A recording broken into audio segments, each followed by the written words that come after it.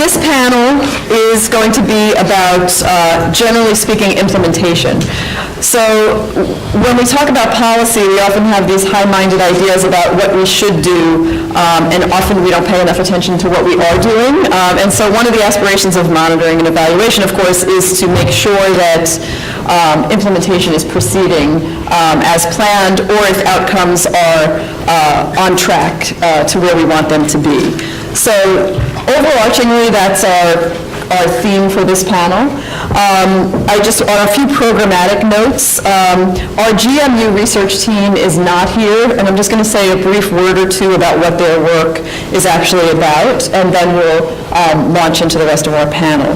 So part of, as I said in the beginning, one of our aspirations for this overall project is to have some research done that sort of can contribute some practical insights to all of these endeavors. And I guess the year before last, Phil and I were part of a research team that was studying indigenous and traditional food consumption in Seme County, Kenya. So the chair of our Food and Nutrition Studies department here at George Mason University actually is from Seme County, and anecdotally she had noticed that since she was a child, consumption of traditional and indigenous foods had really almost disappeared, or certainly waned significantly.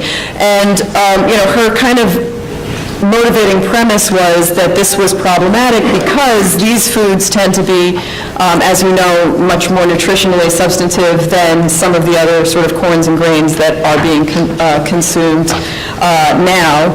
And also that the currently grown crops are not drought resistant. So in these areas where food is very difficult to grow, that we're not only do we have crops that aren't drought resistant that are the focus of the agricultural policy, but they're also not meeting nutritional needs. So in this region, we have about a quarter of all children under 5 experiencing stunting. Only about 20% of children under 5 consume an adequate number of calories on a daily basis. So the two parts of this research initiative, which is still sort of in the works. So I won't report on the results here, but just to give you a sense of where it's going. This was to look at the sort of high end at what are some policies at the country level and internationally that affect what kinds of foods are actually grown and consumed at the very local level. And then at the very local level, what is motivating people's consumption? You know, how much choice do they have? How much accessibility do they have? What are their attitudes towards certain foods? Because it was Constance's sort of, again, anecdotally, her insight that people sort of were maybe antagonistic towards some of the traditional and indigenous foods, or had just fallen out of cultural practice.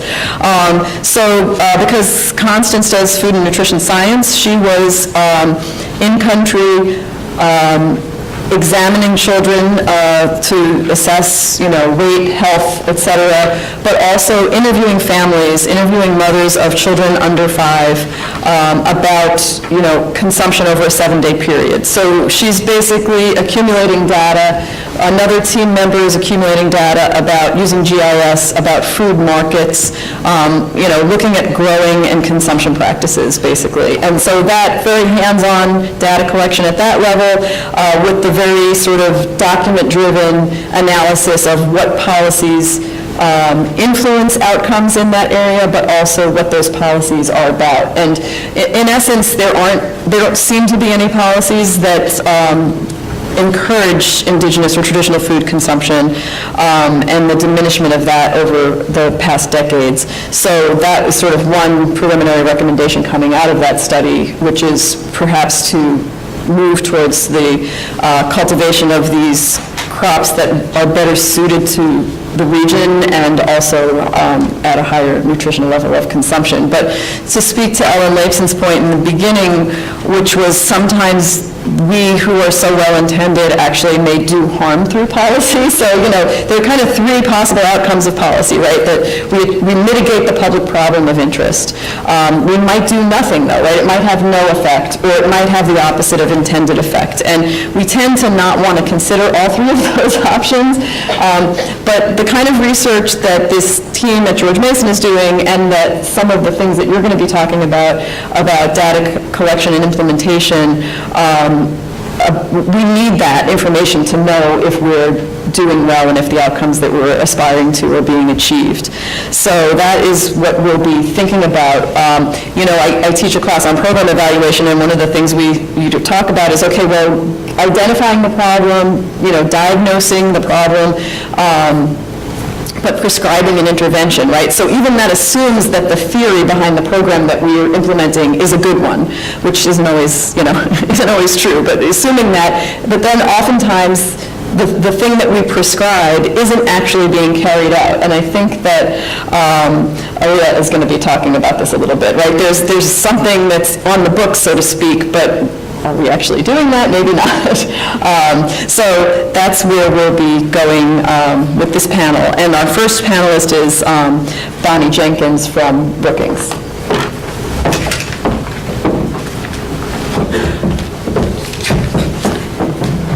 Good afternoon. I think this is the part of the discussion where we say now for something a little different. And I'm going to be talking about something that's going on called the Global Health Security Agenda. And the focus for this discussion is the sustainability of what is actually a very good program that was launched in 2014 by integrating other issues related to infectious disease that are not necessarily integrated right now into the initiative. And so this talk is broken into two parts. The first part is just describing what is the Global Health Security Agenda, and then talking about some of these other issues that are important. I use the SDGs as an example, but it could really be any of the domestic programs that are ongoing, focusing on food security and water security, and how we need to integrate those concepts into issues of infectious disease. So I guess it's the pointer. Get started.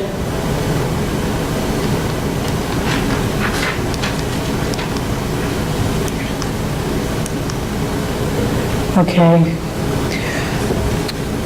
On this Global Health Security Agenda, and I will describe what that is in a second. I'd like to start out sometime with conclusions of what I want to make in this talk so that everyone can get a sense of where I'm heading. The Global Health Security Agenda, which I would describe is a very successful whole-of-government approach to dealing with infectious disease. And it's been very successful engaging folks outside government into the entire initiative. So it has a very, what we call, whole of society approach, which reaches out to academic institutions, think tanks, private sector, foundations, and young people. And it's incorporated all of the relevant international organizations. But it needs to better consider how to incorporate other issues that directly affect infectious disease to help ensure sustainability. And there could be lessons learned when you apply other issues like food and water security and climate change to these issues of infectious disease. And all countries really have a stake in preventing infectious diseases like Ebola and Zika, but also in promoting the Sustainable Development Goals, or SDGs, in food and water security and climate change. So what we need to have a vision of how we can have an architecture that includes a whole of government in an initiative that's global on trying to prevent infectious disease, but also includes these other issues.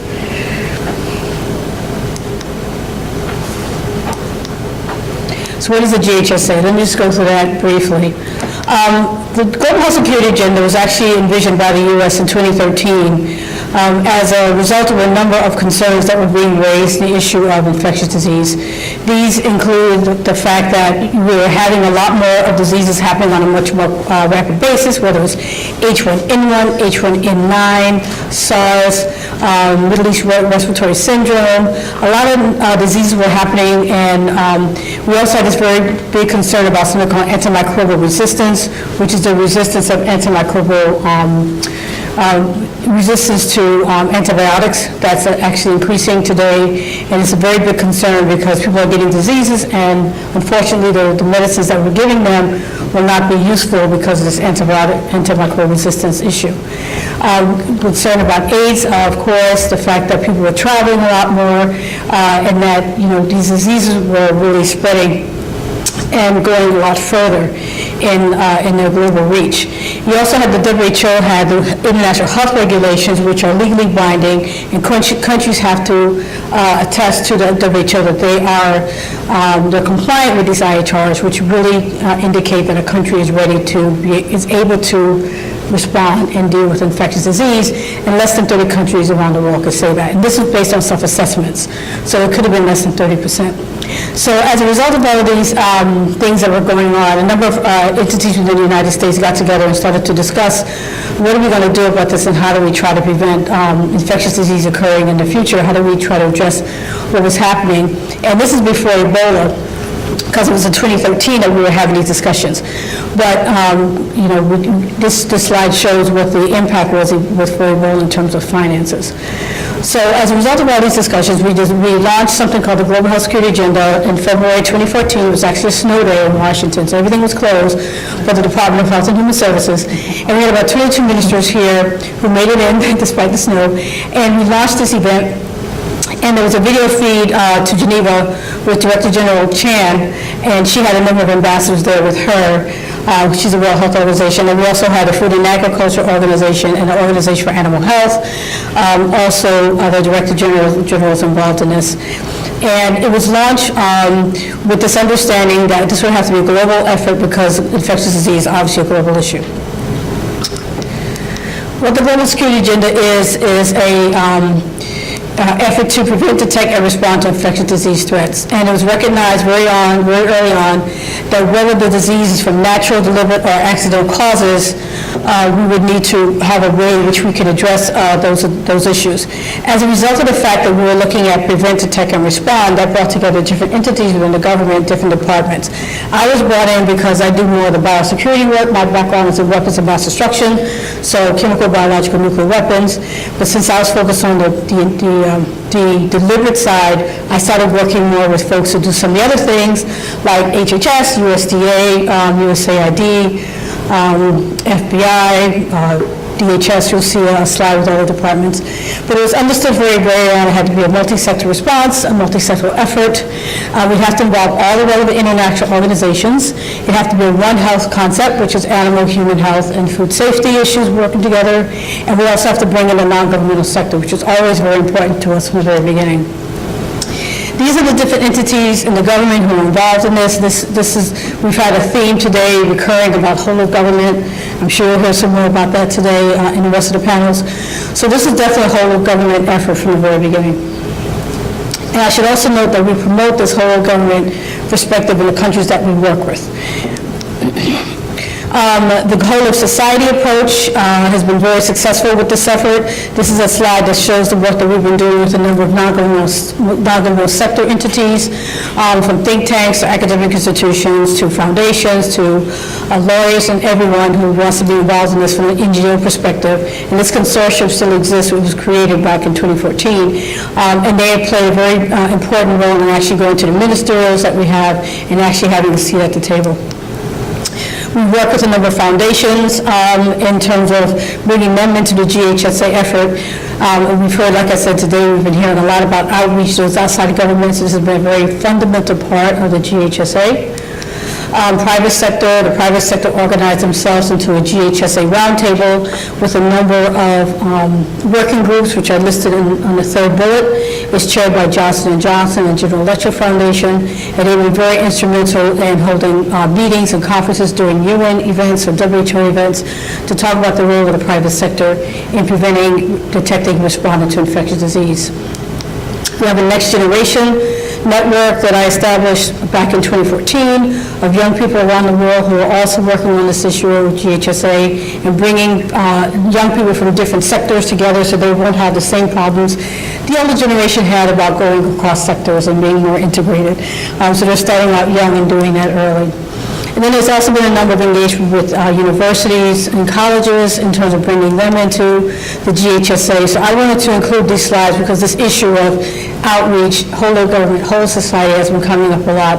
And so this is just to show some of the things that have been going on.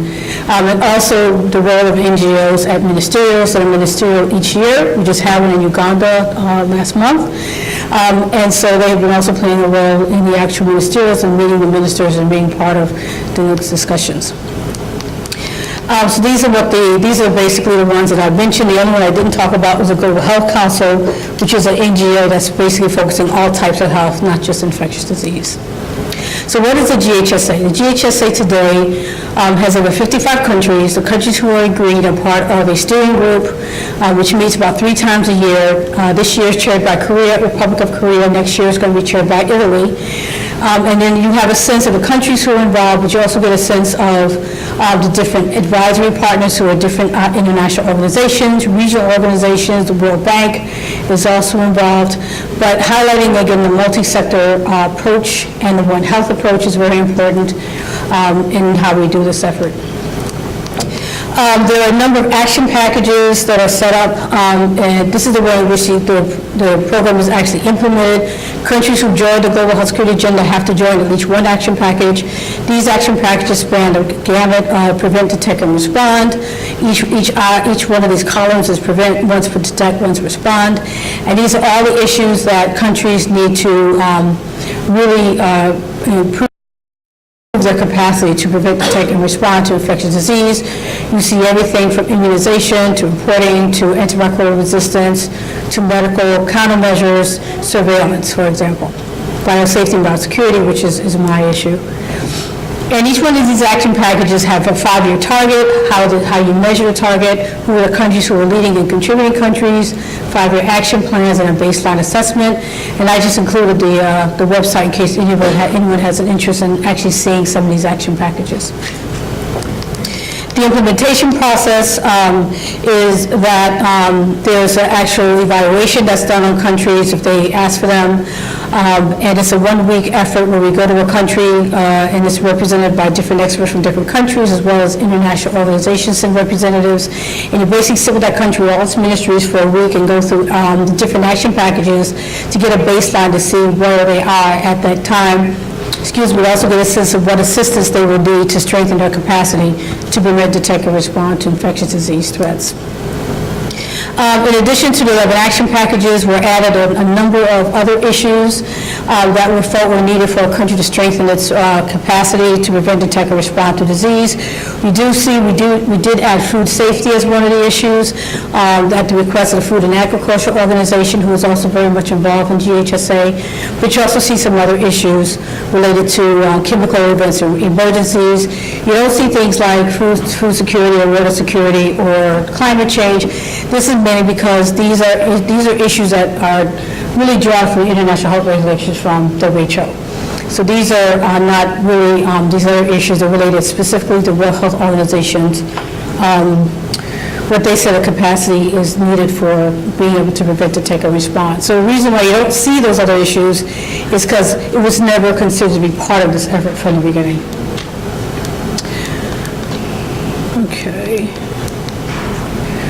Okay, this is just an example of when we go to a country and we ask the country some questions about their capacity based on the action packages, and they get a red, yellow, or green depending on the answers they're giving.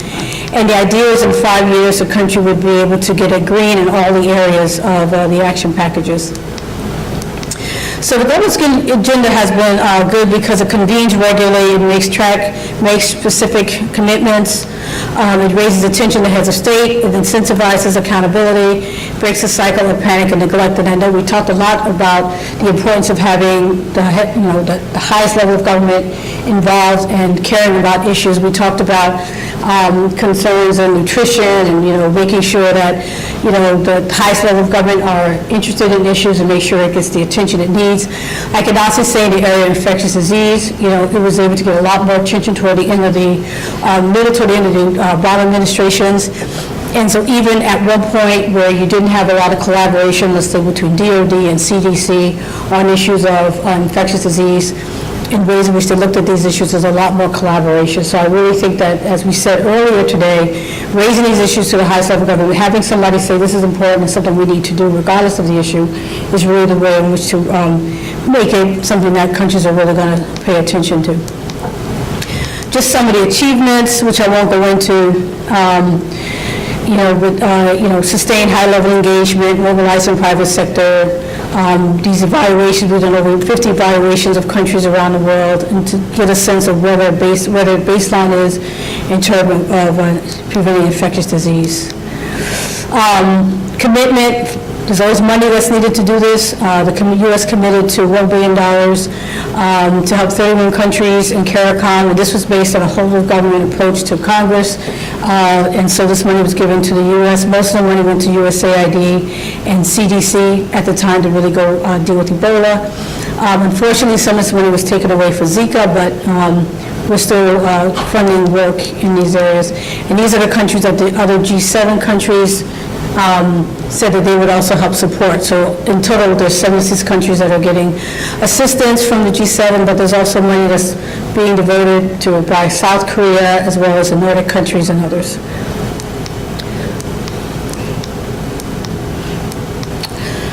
So that is all happening, that's all taking place right now, and one of the things that's important is sustainability. We talked about the sustainability of all these efforts, and I worked a lot on the GHSA. I was there before the launch, during the launch. I worked a lot on it during the time I was in the government. I have a lot of faith in that, and I think it's going to continue to be successful. But one of the things that I do look at is the fact that there is no real connection to some of these other issues dealing with, food security, water security, climate change. You really don't have these kind of discussions at all in these initiatives. As I said, it's understandable. These were based on international health regulations by the WHO. But we do have some other entities who are looking at, obviously, animal health, which I'll talk about in a second. But we really do need to bring in some of these other issues, like SDGs, SDG 3, which I mentioned here, which is focused on good health and well-being. There needs to be a better way in which we incorporate some of these other, some of the things that are going on under the SDGs, some of the activities that's going on in the UN, because there's a direct connection with that. There's actually a connection with infectious disease that's actually mentioned in the SDGs, so we need to be aware of what's going on internationally on that issue. Under food security, which is SDG 2, there's obviously a direct connection to, of course, climate change, and it's mentioned throughout the SDG, but also to infectious disease. The reason why I put this slide up here is to talk a little bit more about the issue of animal health, which goes back to food safety and security, is the fact that 75% of the diseases that humans get come from animals. When you look at all these diseases, they all originated from animals, whether you're talking about Ebola, MERS, avian influenza, and of course, Zika. I like this thing from Winston Churchill about having healthy animals. I have my colleague from USDA there. I got some of these slides from my colleagues at the World Organization for Animal Health, who provided me with some of these slides. But the important thing is I put this picture up here is to show that zoonotic organisms must be effectively controlled at their animal source. This raises issues of food safety and security. It's not just food security, it's also food safety and what animals are eating, what they're exposed to. The Food and Agriculture Organization, which is a part of the GHSA, very much focusing on issues of food security, food safety, and making a connection to infectious disease. And they've had a number of meetings. They do a number of meetings. They had one recently this month on the Pacific Islands, and they talked about the alarming threat to food systems and food security in the Pacific Islands. So it's an issue that we have organizations that look at food safety, food security issues, but more discussion, I think, in GHSA would be great. SDG deals with water security issues. Once again, you see the connections to diseases. Let's see, every year, millions of people, most of them children, die from diseases associated with inadequate water supply, sanitation, and hygiene. The impact, unlikely impact on food security. So you see throughout these connections between infectious disease, water security, food security, climate change. I only put this up here, I got this from, it's not a great slide, I apologize, but I got this from the World Health Organization. They are doing some focus, of course, on a number of these issues of food security and water security, and it raises some of the concerns about the reemergence of pathogens in water. So it talks about climate shifts, deforestation, excessive use of antibiotics, and a number of factors that are leading to infectious disease from issues dealing with water. And of course, climate change. I think everybody understands the connection between climate change, food safety, food security, water safety, water security issue. And here, just highlighting the connection with climate change and human health, creating conditions that harm human health through extreme weather events, etc. Insects carrying Lyme disease and Zika. So once again, you see the strong connection between these other issues and infectious disease.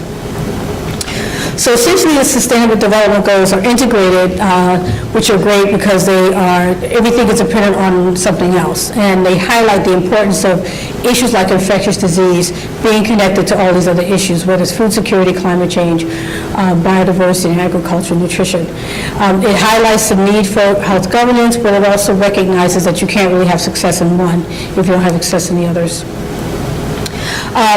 The contributions are nationally owned and country-led sustainable development strategies. Of course, like GHSA, it takes a lot of resources that have to be mobilized, both domestic and international, to make this thing successful and sustainable. So GHSA, which is a really necessary and very good effort, is great, but in the long run for sustainability, you need to have much more integration.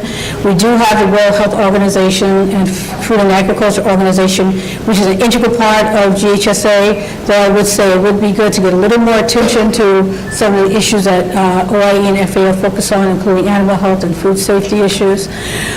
There's no real discussion about climate change. I explain why that's the case, but I think in the long run we need to figure out how we can have more discussions on these issues as we talk about infectious disease. And the question is, how does GHSA go forward, but at the same way find ways to highlight these other factors. I do a little diagram here that's a connection between the different issues. You have GHSA in the middle, WHO, FAO, OIE, the different international organizations that deal with animal, human health, and food safety, but also some of the domestic programs that were talked about today, the USAID representatives were talking about in the prior panel, the SCGs, but also the BWC is the Biological Weapon Convention, and that's the side that deals with biological weapons and infectious disease. So that's it. So just a lot for you to think about. Thank you.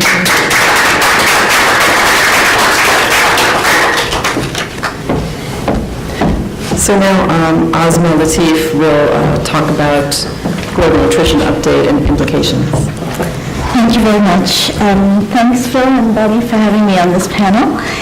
It's been, I just wanted to start off by saying I feel like we've come a long way.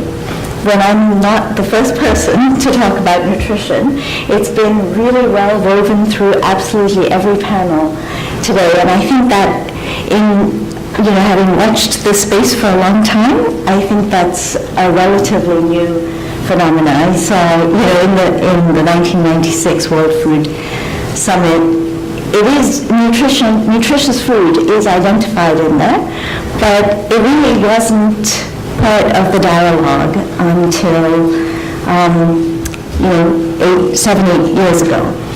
And in the health space, I'm on the panel on health and bringing nutrition into the health discussion, and that is also a relatively new thing. Nutrition is, for far too long, fell between the cracks between the ag sector and the health sector, and today, throughout the day, we've heard how crucial it is to human survival in a humanitarian context, how crucial it is to resilience, to building the capacity of human beings to survive shocks, how crucial it is for long-term human potential, women, children, men growing up and living up to their full potential, and then how crucial it is to economic growth and long-term economic development. So we've come a really long way in a short period of time on nutrition. And, just picking up where the last panel left off, there was much discussion about the food price crisis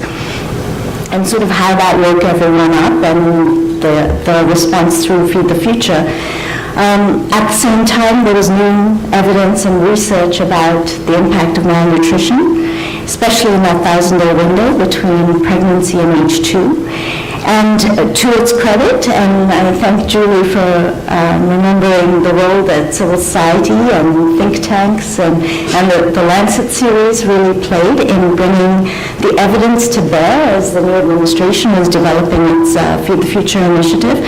So right from the beginning, nutrition was one of 2 objectives of Feed the Future. The first was raising incomes of smallholder farmers, and the second was improving the nutritional status of mothers and children, women and children.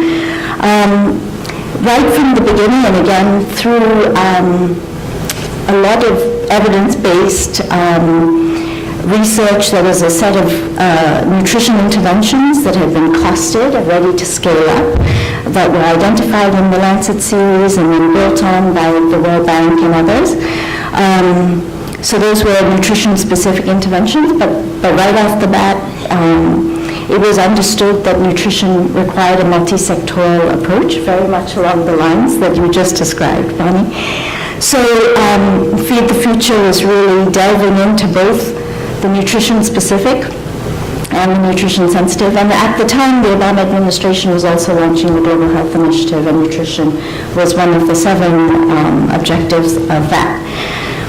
So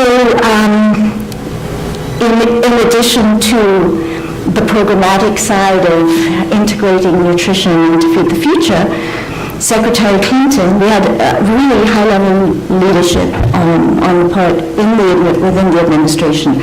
Secretary Clinton launched the 1,000-Day Partnership, and that was really to build, to put the weight of diplomacy behind this new initiative and new science. And she really engaged personally with heads of state and foreign ministers on the importance of addressing nutrition. In addition, the U.S. government over the years helped build up and strengthen the Scaling Up Nutrition movement, which was launched in 2010 alongside Feed the Future. The Scaling Up Nutrition movement was, from the very beginning, seen as a loose network or a network of networks that were going to work together, multi-stakeholder partners working together to initially raise awareness about nutrition, the importance of maternal and child nutrition in that 1,000-day window, and is now very much, this network of networks is working together to really implement on the ground. So initially, in the first year, there were 8 countries in the Scaling Up Nutrition movement, and I think the U.S. government was integral in bringing those 8 countries together. The UK was also very supportive, the Irish government at the time as well. Now there are 60 countries in the Scaling Up Nutrition movement. The last country to join was Afghanistan, and that was 3 weeks ago. So we've got almost every country that has a very high burden of malnutrition, including countries as large as Indonesia, part of this new effort. And the various networks, the stakeholders that make up the Scaling Up Nutrition movement include the UN agencies, that's one network, the donors, that's another network, the countries themselves have a network, civil society, and the business network. So you can see some threads throughout the day that are also reflected in the progress on nutrition. We need this multi-stakeholder partnership and effort. One of the initial phase of the focus on nutrition was really on undernutrition, anemia, stunting, breastfeeding, low birth weight.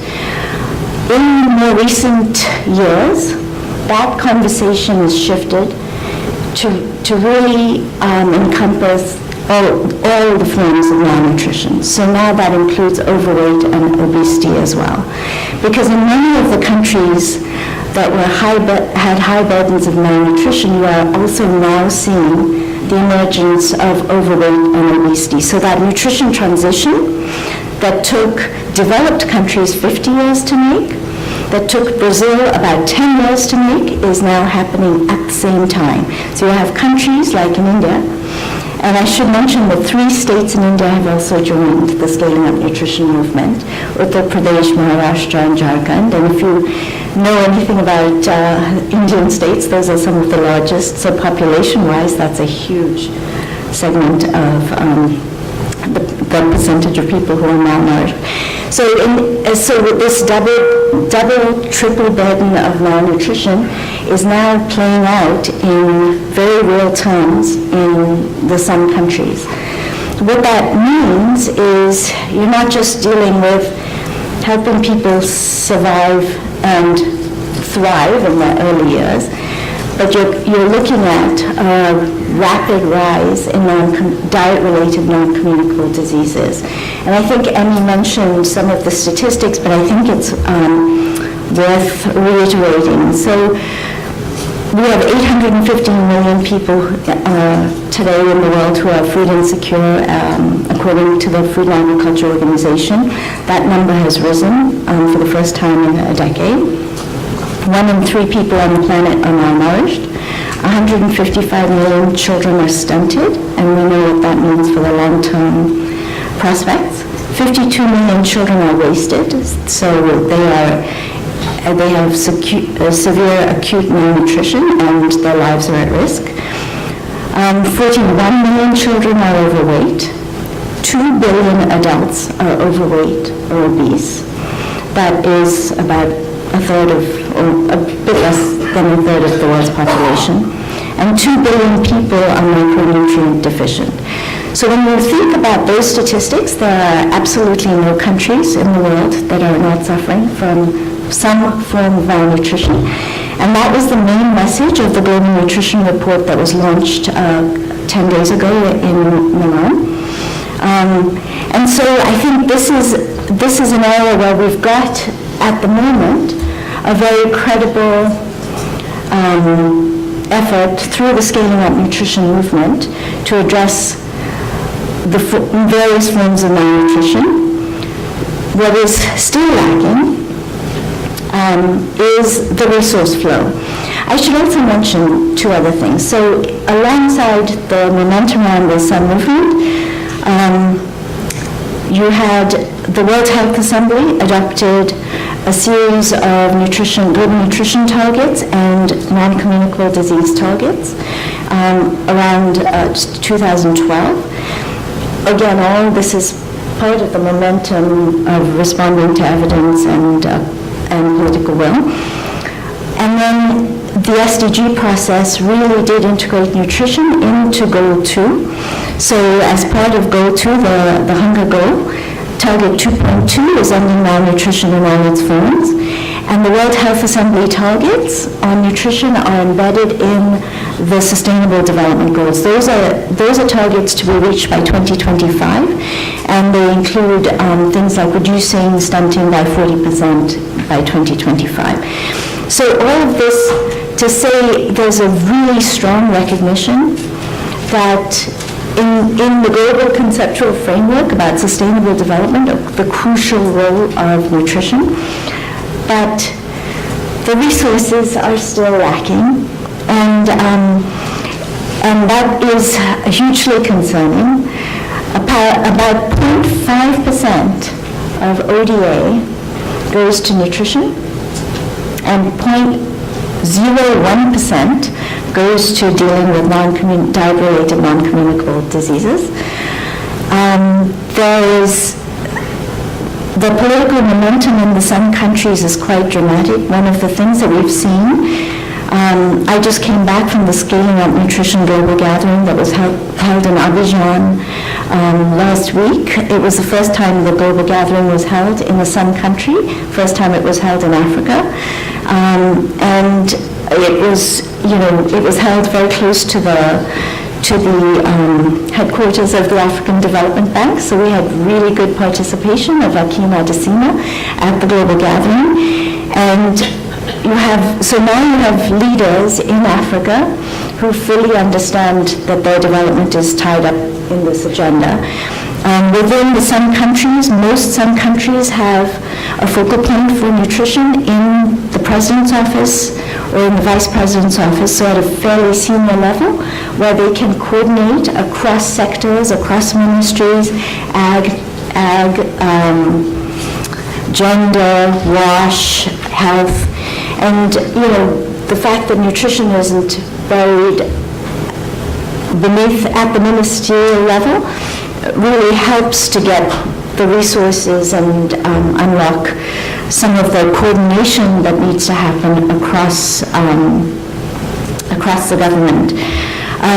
In the Global Nutrition Report, which is available at globalnutritionreport.org, it's full of terrific information. And one of the things that I found really interesting is that at least 6 governments in the Sun movement have, and they are not the richest governments in the Sun movement, are allocating greater than 10% of their budget to nutrition, which is significant. But as I mentioned, the Sun countries are some of the poorest countries in the world, and they are resource constrained. And ODA levels have gone up slightly since this momentum began, but there is a substantial gap. The World Bank Results for Development and 1,000 Days Partnership did an analysis that suggests that there is a $7 billion a year over the next 10 years is the gap in funding needed for nutrition-specific interventions alone, and that is separate from the nutrition-sensitive interventions. Nutrition-sensitive really is just doing AIDS monitor and trying to get nutrition outcomes out of every dollar that is invested through agriculture, WASH, gender, social protection. And so there is a bit of, just in terms of research agenda moving forward, there's a little bit of work that we need to do to really unpack what are the nutrition outcomes we're getting from nutrition-sensitive interventions, and are we getting that right? And how do we build the evidence base on nutrition-sensitive? I think just 2 more things. The World Bank, also, I mentioned the African Development Bank's leadership. The World Bank has also integrated nutrition very much into their thinking about human capital development. President Jenkins of the bank has held 2 human capital summits in 2016 and 2017, and looking really at investing in the early years and looking at stunting and nutrition as integral to building what he and Akim Adesina call the grey matter infrastructure. So it is they have the opportunity to appeal to finance ministers and the people who really allocate things in the budget. And then at the Global Nutrition Summit in Milan, where the Global Nutrition Report was launched, we had a few new commitments this year, financial commitments, and some of them came from unusual sources. We have a new foundation here in the US, the Eleanor Crook Foundation, that has pledged $100 million over between now and 2030 to look at innovation, to improve local capacity to implement nutrition programs, and also on advocacy. We've got the commitment from the Dangote Foundation, which is a Nigerian foundation. They committed to $100 million to spend in Nigeria. Nigeria is, as you all know, a middle-income country, but it is grappling with this issue very much. And the Tata Trust in India has also committed to $50 million over the next, between 2018 to 2020, to work in those 3 states in India on nutrition. So there is movement, hopefully crowding in new players and new partners, some from developing countries themselves, which is really exciting. And but I think we have still a long way to go to make a compelling enough case that really unlocks the dollars. The dollar that are needed are really a drop in the bucket in the grander scheme of things. They are part of the prevention agenda that Johanna mentioned earlier. Nutrition is all about prevention of illness, prevention of all sorts of things. And that message, I think, is really hard.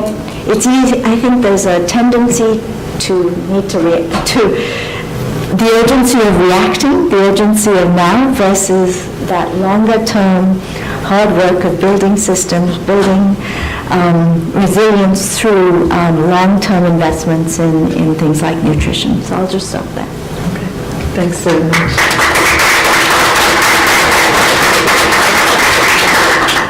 So finally, we'll hear from Alia and Mohandes.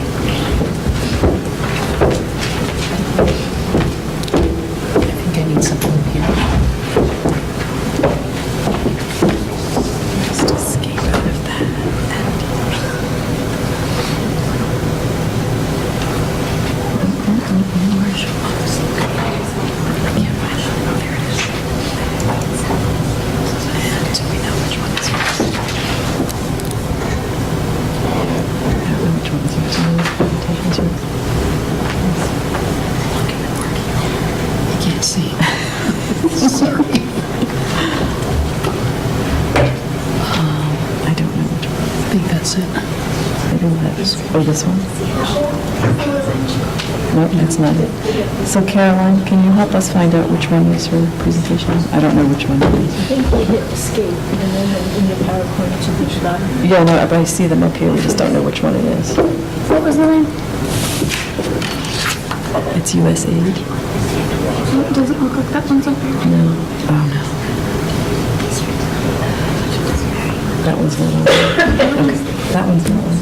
Do we have, I mean, Did she send it? I sent it, I thought you had to fill, but I don't see it up here, so can you talk about your PowerPoint? Well, it's, I can send it to you again if you want, or it's too late. I've been asked to talk about civilian military, and where does the military, DOD, stand with food security. So basically, the military or DOD last year identified that it is interested and has put food security as a national security issue in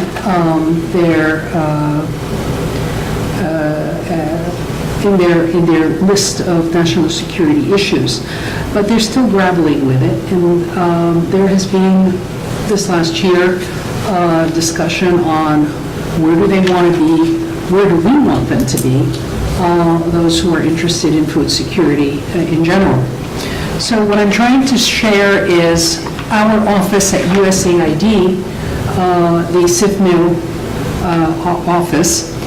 It was established in 2005, and they have the mandate to be the office that deals with DOD at large. And I want to share with you what we have done, where we have gone, and offer that this is a conduit, an approach with the examples I will be sharing of where we have been successful with other sectors. So the goal for USAID civilian cooperation is to align development and defense and leverage the unique capabilities of USAID and the Department of Defense to achieve better development outcomes in pursuit of the U.S. national security.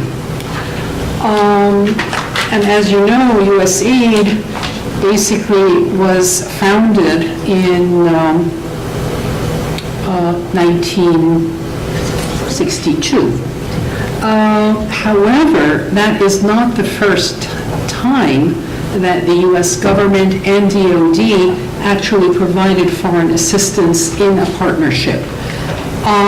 So the first time that actually was done in tandem, that was in 1792, when Haiti had the slave revolt, and we assisted them in being able to overcome and build up the nation. We have a long history with Haiti. And also in Venezuela earthquake in 1812. So there is a long-standing history with military and development, but how to leverage them, how to bring together. I think that has come more apparent with the need to do that, and the military has become very cognizant of the role that we play as the third D in our national foreign assistance, diplomacy, defense diplomacy and development, especially in the last 15 years of Iraq, or post 9/11 Iraq and Afghanistan. And also, we need to remember that Kennedy, when he established USAID, he institutionalized assistance because it's as a cost-effective alternative to war. And the DOD is very cognizant of that, and they have said that very recently over and over again at the NSC. So our biggest historical cooperation in time, money, and people was in Vietnam. However, the investment in the last 10 years in Afghanistan and Iraq, there's a lot of best practices that have come out from that. So USAID is now well recognized to advance national security, and food security is part of national security. And as we heard in the last panel, two panels, the role of food security is essential if we're going to be going forward and using that and saying that is our agenda. USAID also provides foreign disaster relief and humanitarian assistance around the world, and our budget there is about 10% of our total budget. And this is where the military plays a really very active role. They have a very strong relationship, DOD with AFTA, which is the portion of the organization with USAID. And they have a long-standing relationship, I think going back to the 60s.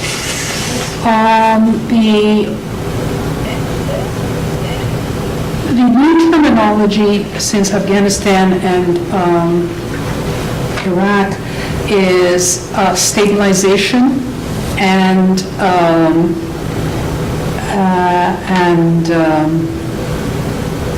transitioning and stabilization. We used to call, up until recently, we used to say nation building. But where does food security sit in that? It's front and center, nutrition, health, all of those there. So these are done through our foreign assistance, our programs, and other things that we've shared also in the previous panels. What are the authorities that allow us to do that? We've had from the beginning, the Marshall Plan after World War II, which built up Europe. We have the .4 program, which was 1950s, which was Truman. He proposed the International Development Assistance, and then the Foreign Assistance Act, which up until this day in 1961 is still functioning with very little updates. And then, of course, Kennedy established in 1961 after that USAID. So our office was established in 2005, and we were responding to the national security strategy with the 3 Ds. And there was a policy and guidelines developed, as every new office has, in 2015. And what we do is that we're trying have three strategic objectives. Policy that the organization recognize and enable appropriately defined roles and unique capabilities to achieve better development outcomes, which I'll share some stories with. We work closely with DoD when we do our own plans, which are country development plans, or CDCSs, and when the military does their planning and exercises. There have been, in the last 10 years, very coordinated efforts I will also share. And then we also share the best practices of our experiences from USAID in various areas, which I'll share on those. So in our programming, we don't just partner because it makes a nice bumper sticker, which is a quote from Marine Corps General John Kelly in Southern Command. And we don't partner because it's a polite way to relinquish global leadership. We partner because of trust, confidence, and mutual understanding cannot be surged when a crisis hits. We partner because the nature of today's security threats cannot be countered by a single nation or a single federal agency. And I think we've said this over and over again, not only in this panel, but in other panels as well. So the military is really very well placed from their leadership and from their interests on being there for food security, but I think the issues of how do we leverage them, how do we get their interests, and I will share also where we historically have worked with them in projects not just from 1779, but recently as well.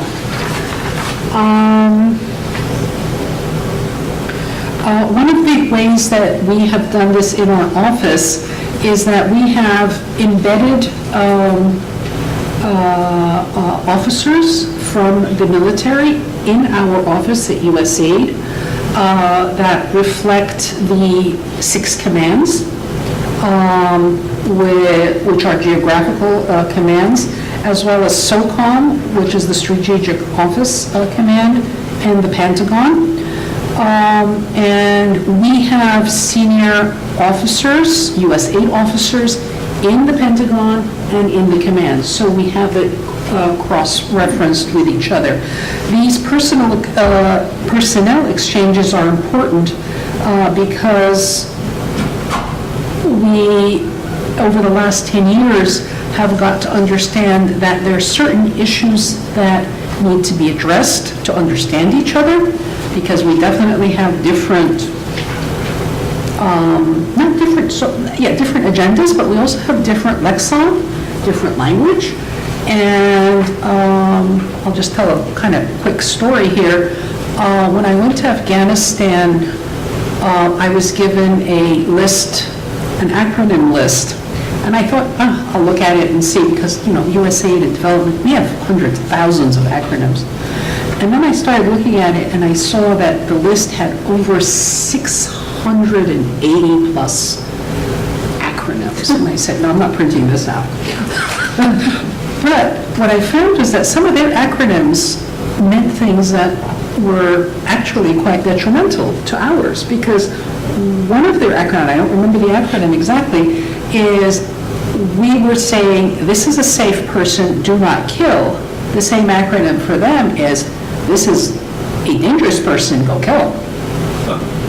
So, no, that lexicon is very important, and we really need to get them to understand. They're willing, and they've been very, very proactive in various aspects that I'll share with you.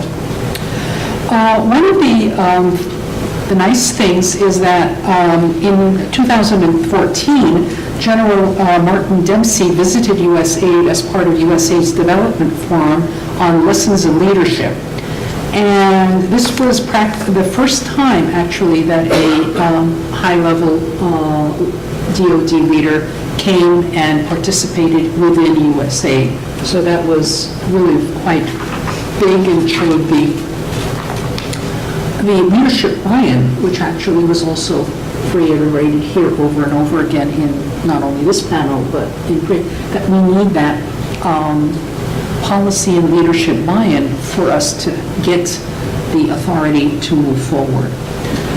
I'm sorry that you don't have this slide, but what I wanted to explain also beside the lexicon is there is a definitive difference between what DoD understands as development and interventions and what we in the development world understand. And one of the big things is humanitarian assistance. To them, everything is humanitarian assistance that is not war and dealing to war. And given that they have very strong relationship with AFTA, which they have provided, they usually provide the logistics and other aspects for our humanitarian assistance to reach far-flung countries in a very rapid fashion. We have different phases, and so if you can imagine kind of okay. So on the top here for USAID, we call that humanitarian assistance, and then in the middle portion we have stabilization and transition, and then eventually it becomes into the development activities. And earlier when we were talking about resilience and transition, that is kind of the middle area of where stabilization and transitions are, and that's where it's very critical, it's very vulnerable, and those are the entry points that we're focusing on, especially in the last 10 or 15 years. And as we're talking about nation building, it's important, but as we also talk about if we don't recognize the push-pull factors in this middle section and the vulnerabilities of this middle section of stabilization and transition, those are the points where, as they said in the previous panel, destitution comes in. And destitution then brings us into the vulnerabilities of violent extremism and other things like that. What has that got to do with food security? Well, food security is feeding the people, is getting them to feel comfortable and not want to migrate and to stay at home. So understanding the different entry points on how to leverage and when to leverage the DoD and their activities is important, that they see that we have different phases to what they call uniformly humanitarian assistance. And we're still working on it. The other thing that is really quite different is DoD, of course, has a lot, huge amount of not only financial resources, but also human resources that are very well trained and are ready to go. However, the way they function is top down. It will be done, it gets done. They have very short spans, they have very clearly identified objectives, and they get it done. That's how they're trained. In our development world, we have a more bottom-up, and we want buy-in, and we want communities to come together. And so those two different approaches in Afghanistan and in Iraq, we saw it. There's a push-pull between the actors. We were in the platforms. They want immediate results, and what they do, building bridges, the transitions, doing things to get communities to be able to start to function is an immediate input-output. But we're looking at that resilience and the long-term outcome impact, and that is part of the lexicon, that's part of the approaches. We need to understand the differences, and we need to be able to address that. And there was another slide, which is really very busy, which is actually depicting all of the strategic planning and exercises that the military does, and USAID, and where the two come together, and where we have actually worked together. I'm sorry that I can't show this slide. So, what areas can I explain that we've worked together?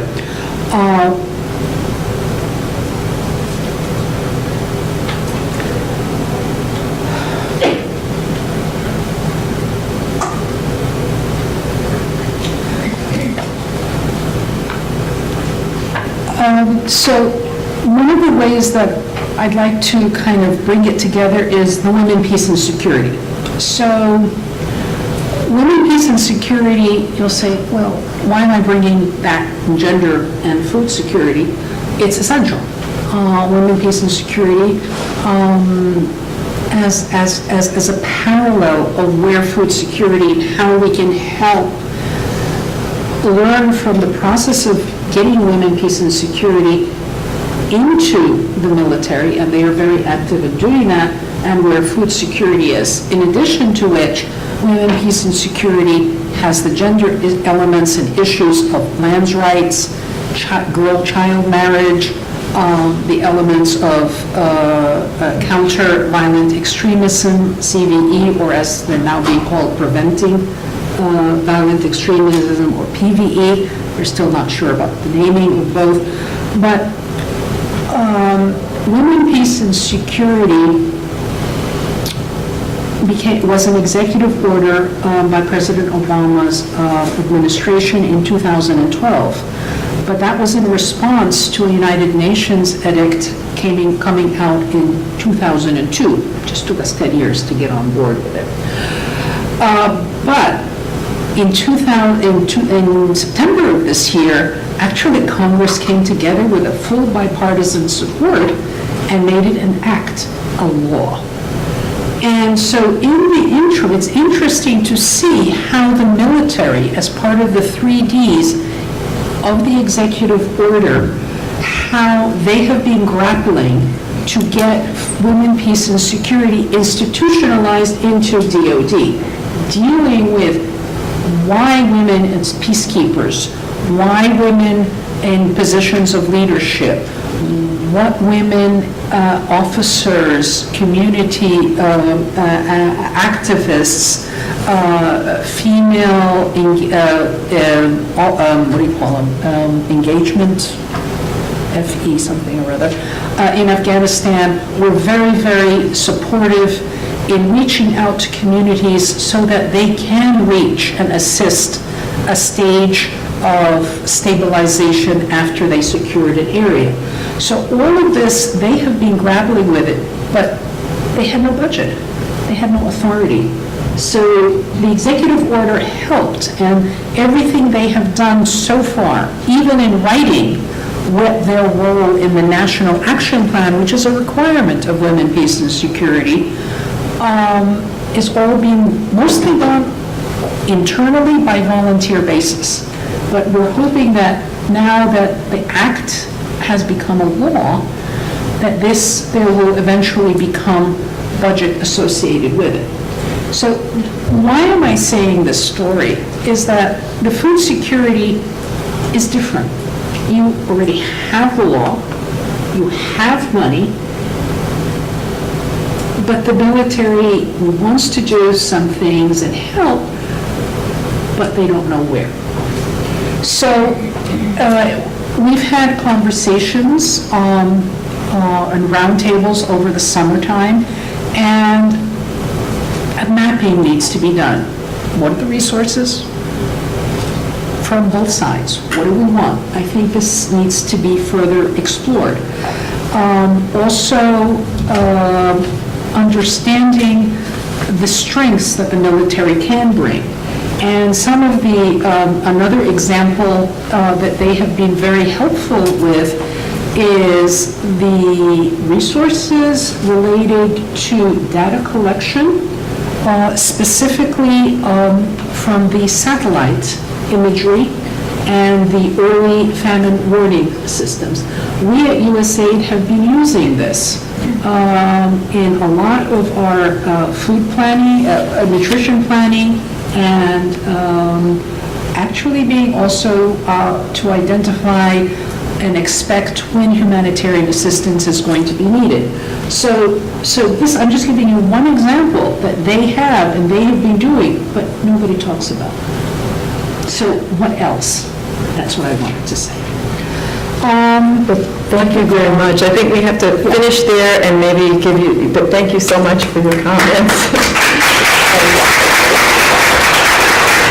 I think given the time, I'd like to hear from the audience if we have any questions for any members of the panel before we break for our next session. Any questions, any comments that you would like to add, any panelists? Oh, yes.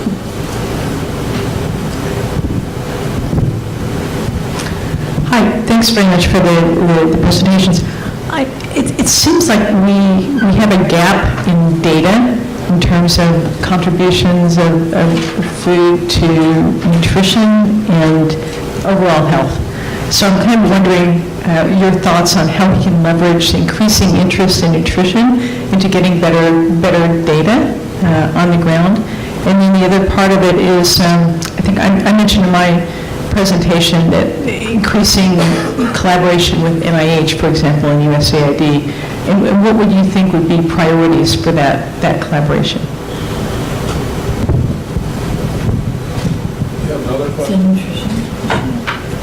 Can we ask another question? Yeah, any other question? We'll collect a couple if we have them and then go forward. Yeah, I've got two small ones. One is on the health coordination initiative. WHO's role has been criticized in a variety of situations over the last several years on Ebola, on just being prepared for any pan-epidemic. And, I'm wondering what their role is on nutrition. Are they really substantively engaged? Because I remember interviewing the Deputy Executive Director at WHO in 2010, and nutrition didn't seem like a big issue, nor food security, and it really puzzled me since it was the World Health Organization. So that's one question. The other question is for Alia, and that is, we have situations in Afghanistan where we have civil-military cooperation, and I think immediately of school feeding programs, where we set up schools for women to go to class, but the security situation is so bad that they get terrorized. And I was just wondering what the conclusion of that is. We create an expectation for providing opportunities for children and young girls to get education, but yet they are threatened by the Taliban and others. How do we maintain those educational facilities and prevent violence?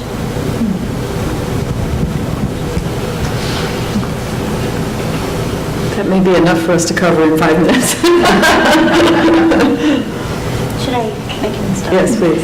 So on the data gaps, there are huge data gaps, including, nutrition is so specific to the individual level.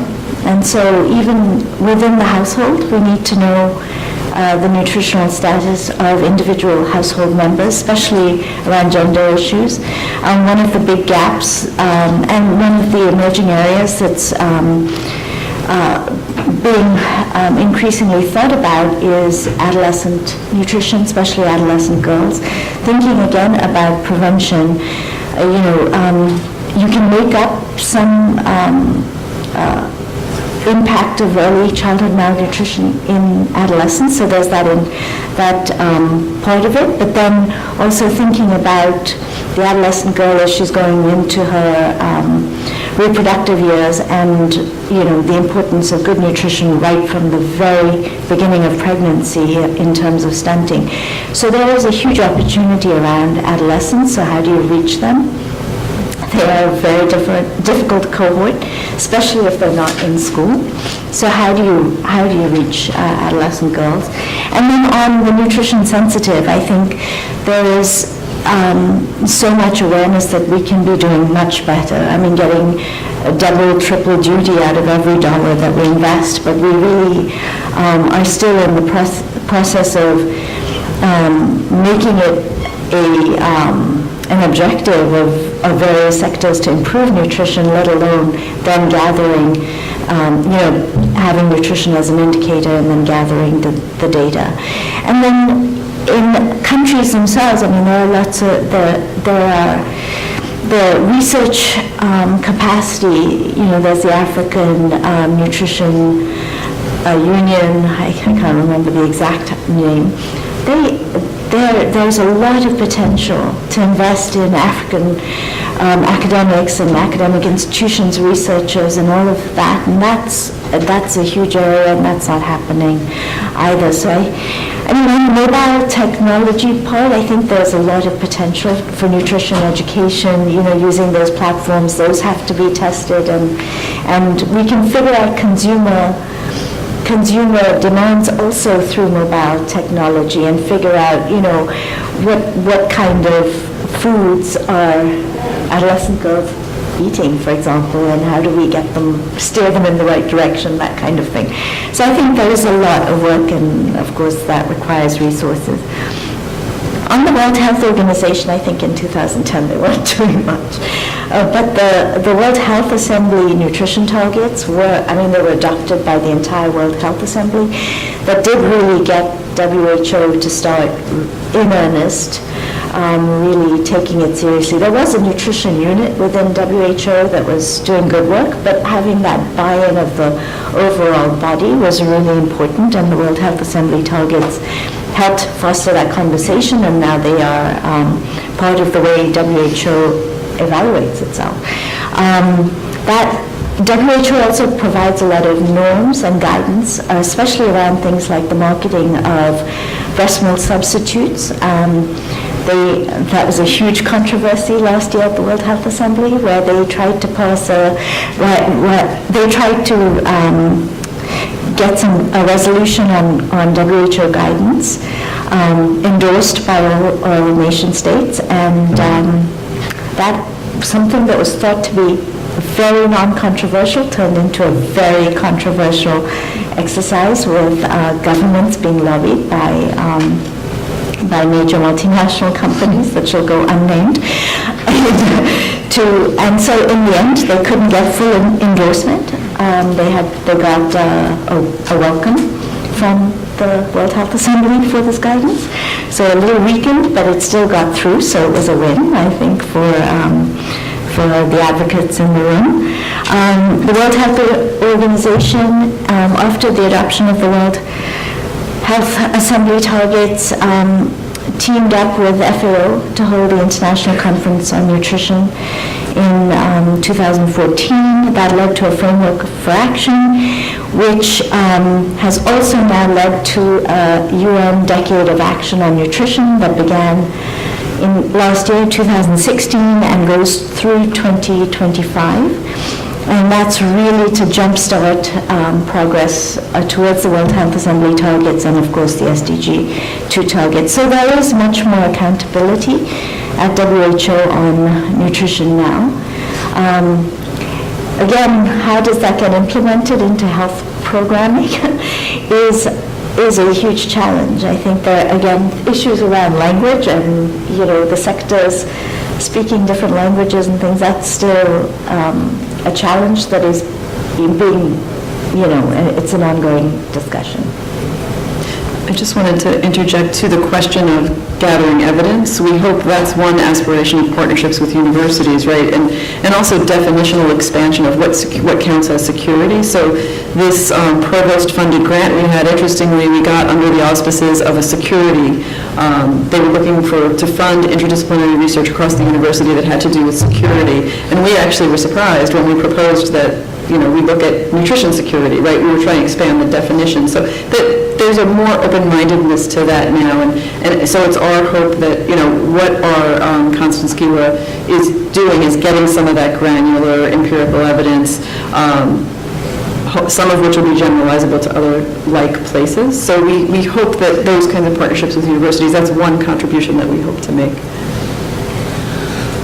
You're absolutely correct, Phil, about raising expectations and actually being able to deliver. And that was a major issue, and it's still a major issue as we work on CVE, counter-violent extremism and insurgencies, because of the outlooks, the expectations, and the amount of resources that are put by the different actors. One of the things, and it's still, I'd say, midway in addressing that, is a project called Promote, which is the largest USG investment in the world for women empowerment, and it had 4 elements dealing with education, training of NGOs to be advocates for women empowerment with male gender champions, entrepreneurship and getting those who are educated into the system to also to be mentors for others. So this program is almost 3 years into a 5-year program at a national level. And so this program is built or was designed to address some of the issues that came about. But what you were talking about is the security issues was more when the Taliban were more active, but there's still pockets of that still happening. So the only difference I could say at this point is we're looking at local, reliable leadership and NGOs who have local authority to be able to get these women and girls back to school, into school, and give them the opportunities through this project. But it's a work in progress. I don't know if that answered your question. So I think that we should wrap up so we can finish our last panel for the day, and thank you to all for